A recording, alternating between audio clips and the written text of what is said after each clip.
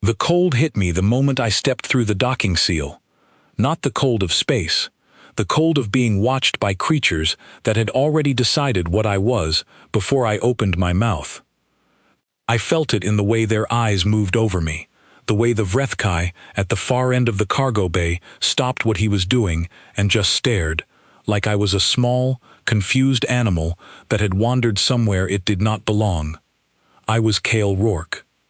Specialist, First Class, Earth Diplomatic Corps, attached to the Galactic Confederacy survey vessel Ardent Vale as an official observer. That was the polite title. What I actually was, as far as the crew was concerned, was something between a curiosity and a liability. The ship was massive. The corridors were wide enough to fit 2 Earth ground vehicles side by side, which made sense because the Vrethkai who built most of this class of vessel stood over 2.5 meters tall and weighed close to 400 kilograms of dense, layered muscle wrapped in gray-plated skin. The ceilings were vaulted, the doors were thick. Everything about the Ardent Vale had been designed for beings who made me look like a child playing at being an adult. I pulled my bag higher on my shoulder and followed the crew manifest route I had memorized on the transport over. My quarters were at the rear of the crew section, a small converted storage room that had been made livable on the assumption that humans needed very little space. That assumption, at least, was accurate. I did not need much room. I just needed to do my job. The job, officially, was observation and documentation of Confederacy survey operations in the Korath Expanse, a stretch of deep space sitting at the boundary between 3 competing trade routes. Earth had recently been granted provisional membership status in the Confederacy, which meant we were allowed to send 1 person to watch and 1 person only, and that person was expected to stay out of the way, take notes, and not embarrass the entire human species. I had been chosen because I spoke 3 Confederacy trade dialects, held a military engineering qualification, and, according to my assignment officer, had a face that did not make aliens immediately uncomfortable. I later found out that 9 other candidates had been rejected for various reasons, and I was the 10th option on the list. I chose not to think about that too much. The first person I met who bothered to speak to me directly was a Sorali named Gret Voss. The Sorali were built low and wide, their bodies shaped by a homeworld that pulled at them with nearly twice Earth's gravitational force. Gret Voss came up to my chest in height, but was nearly as wide as he was tall, with 4 short, enormously powerful limbs and a face that was mostly jaw and eyes. He was the ship's chief engineer, and he found me in the corridor outside my quarters, fumbling with the door latch, which had been designed for hands much larger than mine. He watched me struggle for a moment. Then he reached past me with 1 thick arm, gripped the latch between 2 fingers, and turned it with a motion that required no visible effort whatsoever. The door swung open. "You are the human," he said. His trade dialect was flat and efficient, the way engineers talked everywhere, across every species. "Cale Rourke," I said. "Yes." "Your gravity," he said, glancing me up and down with the particular expression that I would come to recognize as the alien equivalent of polite pity, "is very low." "About 9.8 meters per second squared at standard," I said. He made a sound that I understood to be roughly equivalent to a dry, humorless laugh. "Ours is 18.4, and that is considered moderate for a Sorali colony world." He looked at my arms, which were admittedly not impressive by any cross-species standard. "You must find basic tasks very difficult." I told him I managed. He did not look convinced. The full crew of the Ardent Vale numbered 11, not counting me. Commander Uxeth was Vrethkai, tall even by his species standards, with the kind of physical presence that made rooms feel smaller the moment he entered them. He ran the ship with calm efficiency and treated me with what I could only describe as careful courtesy, the way you might treat a fragile instrument you had been asked to transport and were very much hoping not to break. He never said anything unkind. He simply looked at me sometimes with a kind of quiet concern, as if he was quietly calculating the odds of me surviving the voyage. There were 2 Makari crew members, Pell and Doro, who handled navigation and communications respectively. The Makari had 4 arms, 3 eyes, and a nervous energy that expressed itself in constant small movements. They were friendly enough and genuinely curious about Earth in the way that people are curious about something that seems unlikely. Pell once asked me, in complete seriousness, how humans manage to carry things with only 2 arms, and I spent 40 minutes explaining the concept of bags and backpacks, during which she looked increasingly astonished. The rest of the crew were a mix of species I was still learning to identify. There was Vreth, a younger Vrethkai who worked cargo operations and who had appointed himself the unofficial source of commentary on my presence aboard the ship. Not aggressively, just consistently. Every time I appeared in the cargo bay, he would find a way to make a remark about Earth's gravity, about how light I must be, about what would happen to me if the artificial gravity failed and we were suddenly in open space. I let it go, mostly because I understood where it came from. To a species that had evolved under nearly double Earth's gravity, my existence genuinely seemed fragile. They were not being cruel. They simply could not imagine that anything built the way I was built could be particularly capable. That was fine. I was used to being underestimated. Most humans were. What they did not know, what I had not yet found a reason to explain, was that being underestimated and being weak were 2 entirely different things. Earth's gravity was not high by galactic standards. That was simply a fact. But the thing about 9.8 meters per second squared, acting on a body for every second of every day of an entire life, was that it did not make you soft. It made you relentless. It built you from the inside out, 1 bone, 1 tendon, 1 muscle fiber at a time, and it never gave you a single moment off. On the 3rd day, I was doing a routine inspection walk through the cargo bay because I had included infrastructure observation in my official duties, and it gave me something useful to do. The bay was massive, stacked with secured cargo containers waiting for delivery at Korath Station. I walked the perimeter slowly, checking the lashing points, examining the floor panels, making notes. I almost missed it. It was a hairline fracture, barely visible unless you knew where to look, running across one of the deck plates near the aft loading door. I crouched down and looked closer. There were 3 of them, radiating outward from a common point like a tiny frozen crack in ice. The plating around the area had a faint discoloration, the kind that came from repeated stress load over a long period. I took a photograph with my scanner and added a note to my log. Then I stood up and looked around the bay. Nobody else seemed to have noticed. The crew moved around the space with the easy confidence of people who knew their ship and trusted it completely.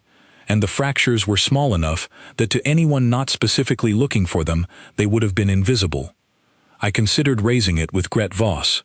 I turned the thought over for a moment. Then I filed my note, flagged it as low priority, and kept walking. The fractures were small. The deck rating for this class of plate was, if I remembered the Confederacy engineering manual correctly, somewhere in the range of 6,000 newtons per standard contact patch. The fractures would need to be quite a bit worse before they became a real concern. Still, I noted them.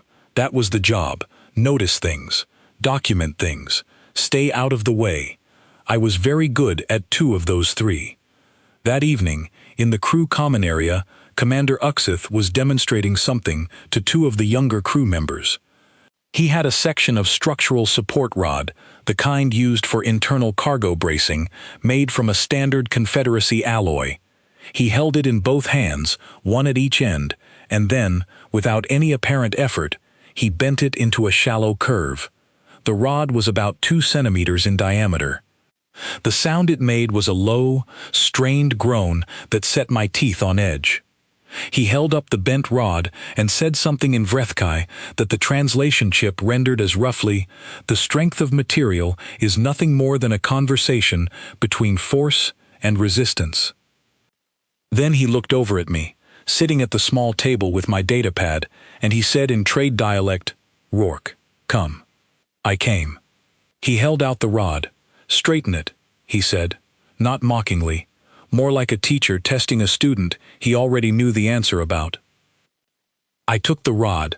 I could feel the eyes of everyone in the room settle on me. Vreth was smiling from across the room with his arms folded. Gret Voss watched from the doorway with that same flat expression he had shown me on the first day. I looked at the rod. I looked at Uxeth. I set the rod back on the table. "Not worth my time," I said. The room went quiet. Then Vreth laughed, a deep rumbling sound, and said something that translated as, "At least the earth thing knows its limits." Uxeth took the rod back without comment. He did not press the point. He was too disciplined for that. But I saw the flicker of something in his eyes, not unkindness, just a quiet, settled certainty, the expression of someone who had already filed me under a particular category and considered the matter closed. I went back to my datapad. I did not tell them about the fractures that night.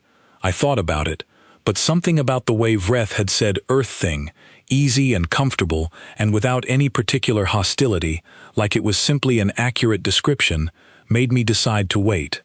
I was not angry. I was patient. There is a difference. And patience, as it turned out, was the one thing humans had in absolutely limitless supply. The 36 hours we spent docked at Korath Station were not supposed to be eventful. A cargo dispute had put us on hold. 2 of the containers in our hold had been flagged by the station authority as potentially misregistered, which meant everything stopped until the manifests could be verified, re-verified, and then approved by someone who had the authority to approve them, but who was apparently unavailable until the following morning. This was the kind of thing that happened in deep space commerce about twice a week. Everyone on the crew had seen it before. Commander Uxeth handled it with practiced calm, filed the appropriate paperwork, and told the crew they had until next ship dawn to rest or do whatever they wanted within the station's limits. I used the first 3 hours to update my observation logs, eat a proper meal in the station's common food hall, and send a brief status report back to Earth. The report said what all my reports said, which was that everything was proceeding normally, that I was making careful note of all relevant operations, and that I had not accidentally caused any kind of diplomatic incident. 3 for 3, every report. I was proud of that record. By the 4th hour, I had run out of things to document and was sitting in the crew rest area of the Ardent Vale with a cup of something the food printer described as coffee, and which tasted like a distant cousin of coffee, who had moved away and was no longer in contact with the family. Gret Voss came in first, then Vreth, then 2 of the other cargo crew, Ven and Orath, both Vrethkai, both enormous, both with the particular energy of large beings who had been sitting still too long and were looking for something to do. Pel and Doro followed, and then, after a moment, Commander Uxeth himself appeared and took a seat near the wall with what I had come to recognize as his off-duty posture, which was identical to his on-duty posture, except that he was not holding anything. Gret Voss was the one who started it. He pulled out a force measurement pad from his kit, a flat device about the size of a dinner plate with a reinforced surface and a digital readout, standard engineering equipment. Used for testing grip loads, impact resistance, material stress. He set it on the table and looked around the room with the expression of someone who had already decided what was going to happen and was now waiting for everyone else to catch up. "Strength ranking," he said simply. "By species, we have been arguing about it for 3 months, and I am tired of the arguing. We settle it now with data." There was a moment of general consideration around the room. Then Vreth uncrossed his arms and said, "What are the rules?" Gret Voss explained. 3 events. First, grip strength, measured by squeezing the force pad as hard as possible for 3 seconds, peak reading counted. Second, static carry, a cargo container of standard weight placed on the shoulders and held for 60 seconds, with time bonus for anything beyond. Third, impact strike, slamming one open palm onto the force sensor as hard as possible in a single downward motion. The sensor was already bolted to the deck plate near the loading door, a heavier-duty version of the handpad, rated for high-impact measurement. The winner would take 1 month's worth of rations from each of the other participants. I was included in the invitation with the kind of casual afterthought that made it very clear I was being included as the baseline, the guaranteed bottom score that would give everyone else a reference point. Gret Voss said, and he was not being intentionally cruel, just precise. The human participates too. Good for completeness. Vreth smiled across the room at me. Don't worry, Rourke, we'll give you the rations back. Consider it charity. I looked up from my coffee. I accept the invitation, I said. Nobody looked surprised. They looked like they thought it was kind of me to go along with the joke. The grip strength event went first. The results were exactly what you would expect from a crew of beings built under high gravity. Ven posted the lowest Vrethkai score at just over 3,000 newtons of grip force. Orath beat him by 200. Pell and Doro, despite being the smallest of the non-human crew, both cleared 2,000 from their multi-limbed grip advantage. Gret Voss, built like a compressed boulder, squeezed out a reading that made the pad vibrate and posted 2,800. Then Uxith. He picked up the pad, held it in one hand, squeezed once, held for 3 seconds, and set it down. The number that came up was 3,470 newtons. The room made a collective sound of appreciation. My turn. I took the pad in my right hand. I gripped it fully, fingers wrapped over the top, thumb locked underneath. I squeezed. The pad read 612 newtons. Vreth laughed. Not cruelly, just the way you laugh when something goes exactly the way you predicted. 600, he said. My grip during sleep is probably higher than that. Probably, I agreed. I handed the pad back to Gret Voss. I was last. I was not close to last. I was in a category of my own, so far below the rest of the scores that Gret Voss had to rescale the display to make my number visible on the same chart as everyone else's. There was something almost funny about it. The static carry event was held in the cargo bay. A standard half-load container, massed at roughly 800 kilograms, was fitted with a shoulder harness and lifted by each crew member in turn.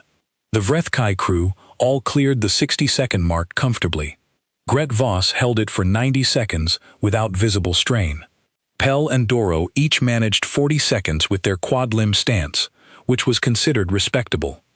I put the harness on my shoulders and held the container for 22 seconds before my knees began to disagree with me in a way I could not argue with. I set it down carefully. Vreth made a note of the time with excessive ceremony. 22 seconds, he announced. Earth record, I am sure. Probably, I said again. I was building a significant lead in the wrong direction, which seemed to be confirming every assumption the room had arrived with. The score sheet after 2 events looked like someone had made a small entry error and forgotten to delete it. Then Gret Voss moved us to the 3rd event. The force plate sensor was mounted to the deck near the loading door. I had walked past it dozens of times in the past several days. It was a solid unit, built into a reinforced housing that was in turn bolted to the deck plate beneath. The surface was about 30 centimeters across. The way the event worked was simple. You stood over it, raised your striking hand, and brought your open palm down onto the surface as hard and fast as you could. Peak impulse reading in newtons. Best of 2 strikes. I watched each crew member take their turn. I did not watch their faces or their stances. I watched their feet. I watched where they were standing when they struck. I watched how their weight distributed through the impact. I watched the deck beneath them, the flex and response of the plating, the tiny vibrations that moved out from the point of contact like ripples from a stone dropped in still water. Uxith went last among the main competitors. His first strike registered 4,100 newtons. His second, with a slight adjustment of his stance, reached 4,300. The housing of the sensor creaked slightly. A small indentation appeared on the surface panel. The room was impressed. Then it was my turn. Take your time, Earth thing, Vreth said, in the tone of someone narrating an event that was already over. I walked to the sensor plate and stood in front of it. I looked at it for a moment. The housing was solid. The floor around it was that same standard cargo bay deck plate, Series 7 Confederacy standard, interlocked panels, each rated for a maximum distributed contact load. I had looked up the exact specification after I found the fractures. 6,200 newtons per standard contact patch of 0.3 square meters. The fractures I had photographed were about 2 meters to my left.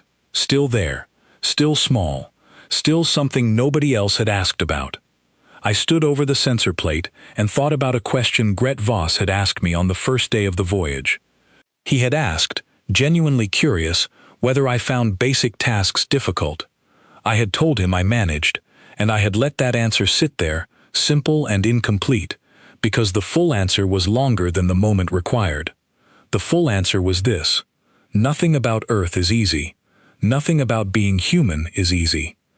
We came from a planet that wanted to kill us in approximately 40 different ways simultaneously, from the microorganisms in the soil, to the other animals in the forest, to the sky that occasionally produced fire and ice and wind, in quantities that should have ended us several times over.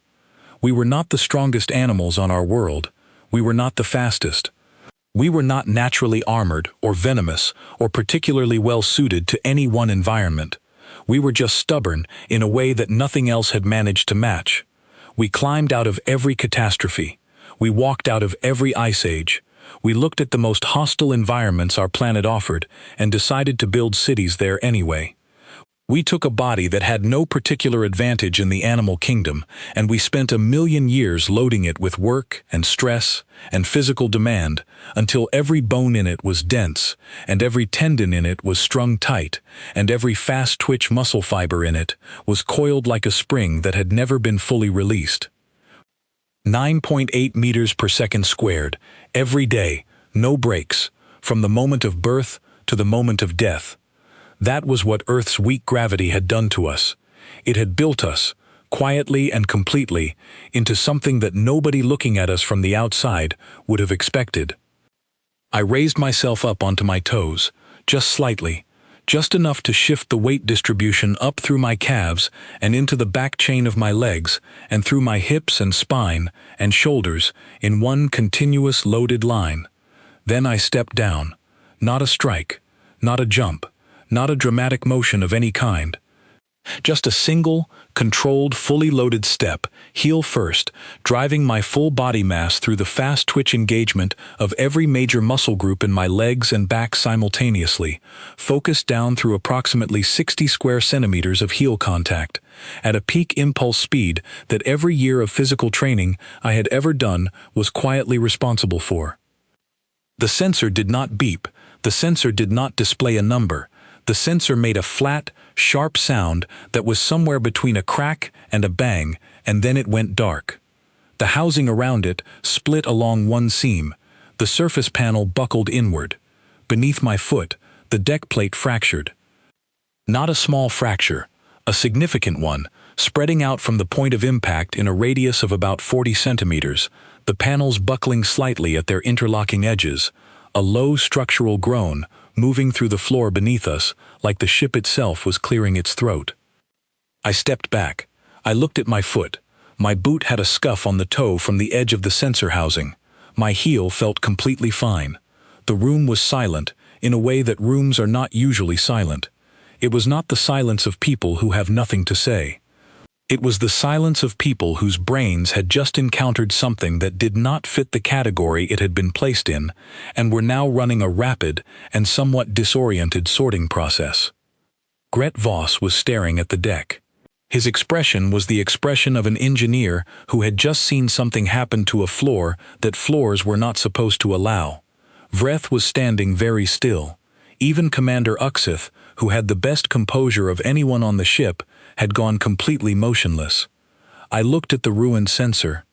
The last number it had managed to record before the readout failed was visible in the brief flicker of its display before the power cut. 6,800 and something. The last digits had scrolled too fast to read. Above the rated load of the deck plate. By a measurable margin. I looked at Gret Voss. "You might want to call someone about that floor," I said. "I noticed some fractures near the loading door 3 days ago. They may have affected the structural integrity of this section. I have photographs if you need them. Gret Voss looked at the fractured deck. He looked at me. He looked at the deck again. How? He said, and then stopped, and then started again. How are your bones not broken? Density, I said, training, and about 1 billion years of evolution that you apparently did not account for. He stared at me for another long moment. Then he looked down at the deck and said, very quietly, something in his own language that the translation chip rendered as, I have made an error in my calculations. I was fairly sure that was the first time Gret Voss had ever said that sentence about anything that was not a machine. Behind him, Vreth had not moved. He was looking at my foot with the focused intensity of someone trying to understand a magic trick by staring at it hard enough. Pell and Doro were both standing very close together, which I had come to recognize as their species' response to encountering something unexpected. Uxeth spoke first. His voice was exactly the same as it always was, level and measured, and carrying the quiet authority of a being who was used to being the most powerful presence in any room and had just received a small revision to that self-understanding. Rourke, he said. Commander, I said, you noticed the fractures 3 days ago. Yes. And you did not report them. I flagged them as low priority in my personal log. I intended to raise them with engineering after I had more data. I now have more data. He was quiet for a moment. The ship creaked softly around us, the sound of metal settling, as if punctuating the silence. Indeed, he said. Then he looked at Gret Voss. Get a crew on that deck section. Full inspection, full report, replacement panels from storage. Gret Voss was already moving. He stopped only long enough to look back at me once more, and his expression had changed in a way I found difficult to read, but which I chose to interpret as the beginning of a recalibration. I collected the agreement. There was no formal protest. Nobody disputed the result. Gret Voss processed the scores with the same engineering precision he brought to everything and presented the final tally in the crew log. I had won exactly one event. The grip event. I had come last. The carry event, I had come last.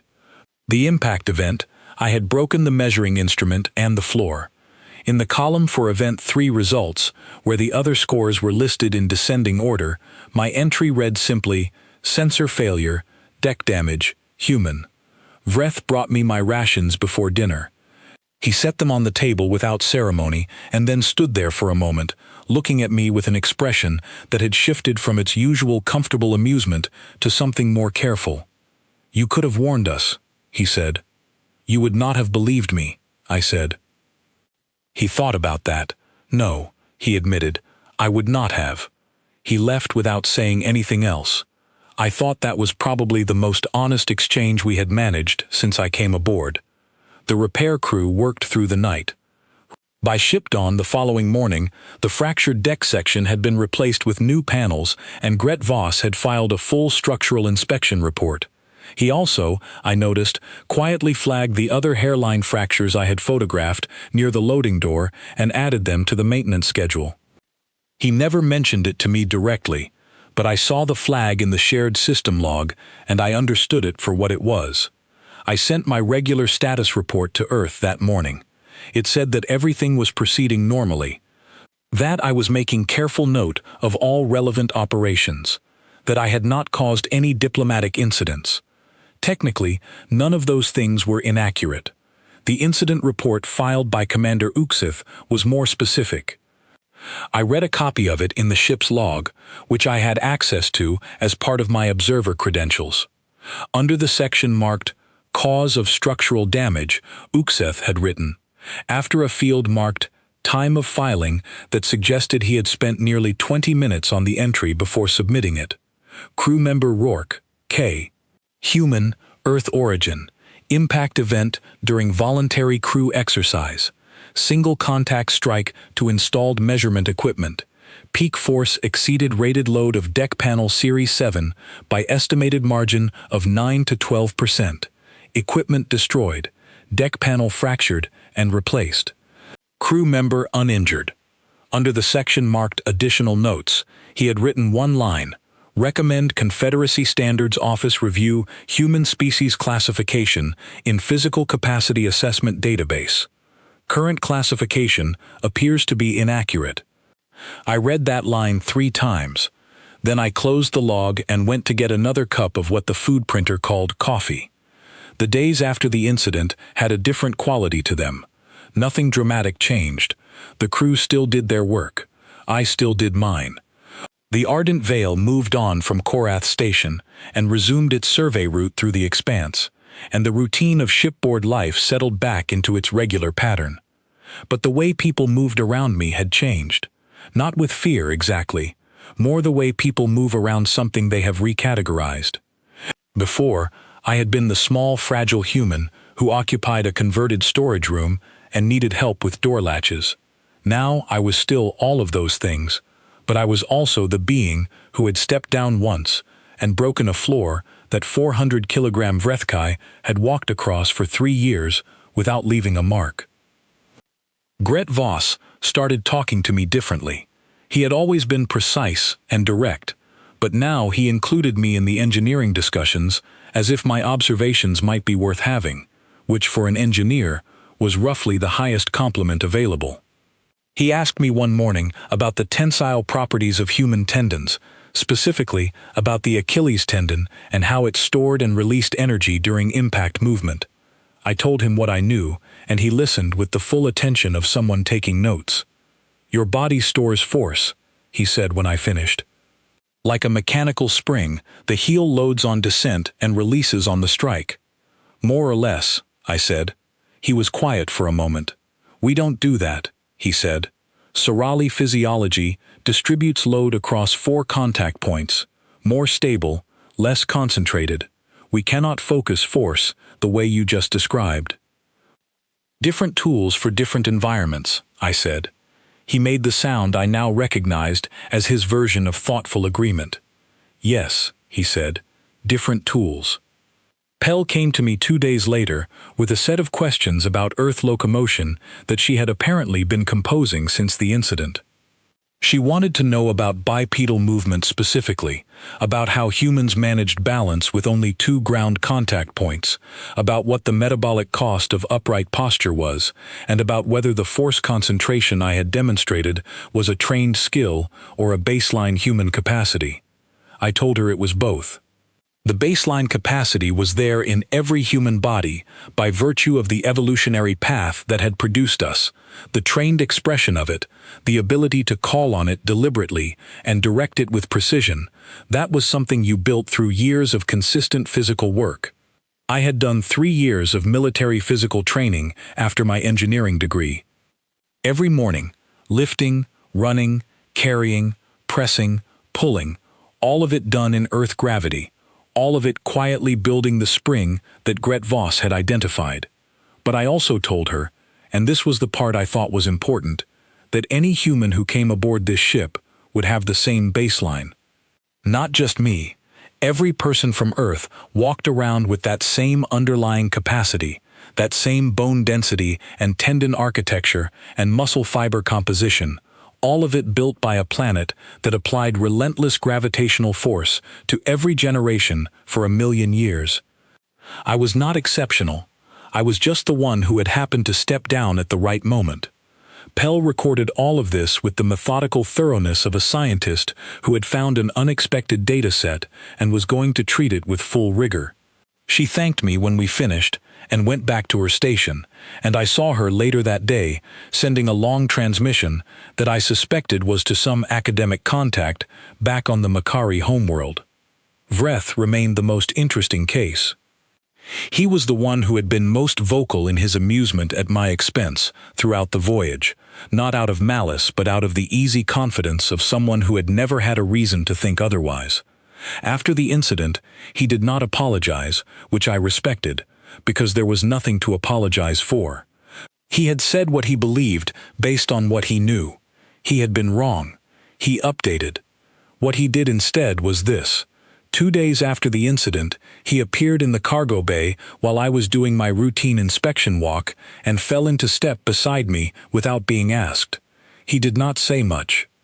He just walked with me for a while, looking at the same things I was looking at, until I reached the newly replaced deck panels and stopped to note them in my log. "Would you have caught more fractures if they had been there?" he asked. "Probably," I said. "I was looking." He nodded slowly. "I have been on this ship for 2 years," he said. "I walk this bay every day. I did not see those fractures." "You were not looking for them," I said. "You had no reason to think there was anything to look for." "And you did?"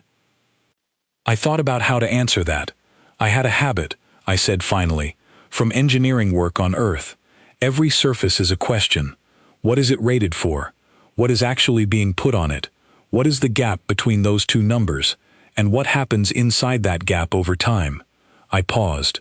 Earth teaches you to ask those questions. Everything we build is under constant load from the moment we build it.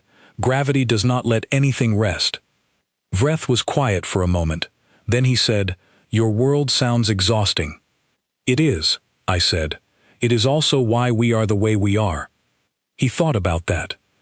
"The other way to say that," he said carefully, "is that your world made you ready for things without telling you what those things would be." I looked at him. For someone who had spent the first month of our acquaintance calling me Earth Thing, that was a remarkably perceptive sentence. "Yes," I said, "that is exactly right." He nodded once, as if filing the thought somewhere important. Then he moved off to his own work, without any further ceremony, which was very much the Vrethkai way of marking a moment as understood and concluded. The following morning, I found that the crew manifest had been updated in the ship's system. I checked it because Uxeth had asked me to confirm my observer credential details for the next leg of the survey route. Everything on my entry was the same as before: name, rank, species, homeworld, assigned role. Except in the field marked species notes, which was usually blank or carried a standard Confederacy data reference, someone had added a single word. It was not a cruel word. It was not a mocking word. It was, in fact, probably the most professional assessment any crew member could leave about a colleague on a working vessel operating in deep space. It said, "Careful." I stared at that word for a long time. I did not know who had written it. I did not ask. The ship's log did not record individual edits to the manifest notes field. I thought about asking Uxeth. Then I thought about asking Gret Voss.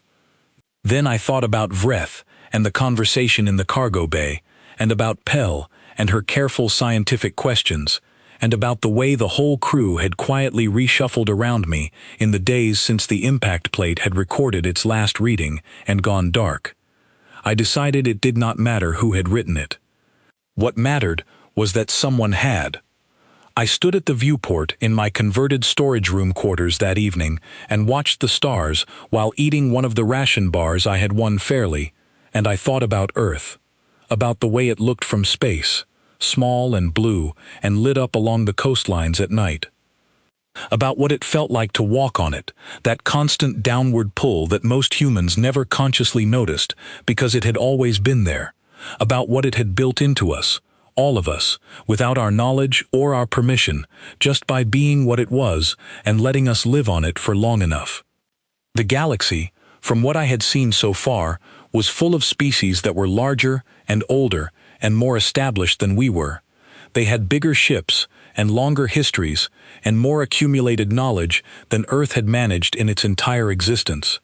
They had solved problems we had not yet thought to ask about.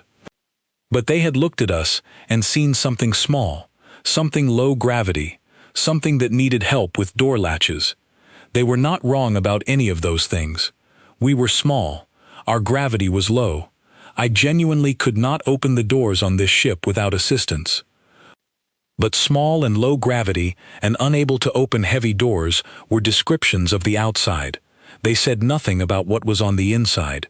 Nothing about what a billion years of stubborn survival does to the internal structure of a species. Nothing about what it means to carry constant load from your first breath to your last and keep going anyway. The sensor was gone. The deck had been replaced. The score sheet was filed in the crew log. And somewhere in the ship's database, next to my name, a single careful word was sitting in a field that had never been used before. I finished my ration bar. I had 4 more weeks on this posting, and then there would be a handover and a debrief, and eventually another assignment. I would write my final report, and it would go into the Earth Diplomatic Corps archive and probably sit there unread for years. But I would also, when I got home, recommend strongly that whoever came after me on the next posting be briefed more carefully on one specific point. Not about alien customs, not about trade dialects, not about Confederacy law or ship protocols or the appropriate way to address a Vrethkai commander. About this, the galaxy does not know what we are yet.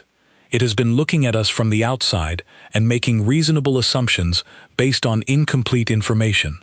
It has been measuring our gravity and looking at our arms and deciding what category to put us in.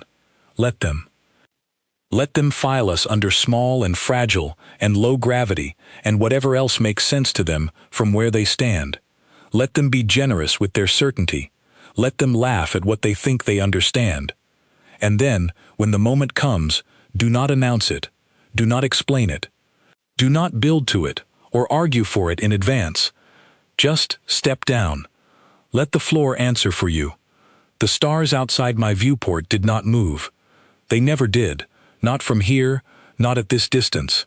They just hung there in the dark, cold and bright and patient, waiting for whatever came next. I thought I understood something about that. I closed my eyes and let the pull of the ship's gravity field, its modest, artificial 9.8 meters per second squared echo of home, press me gently down into my bunk. It felt, as it always had, exactly right.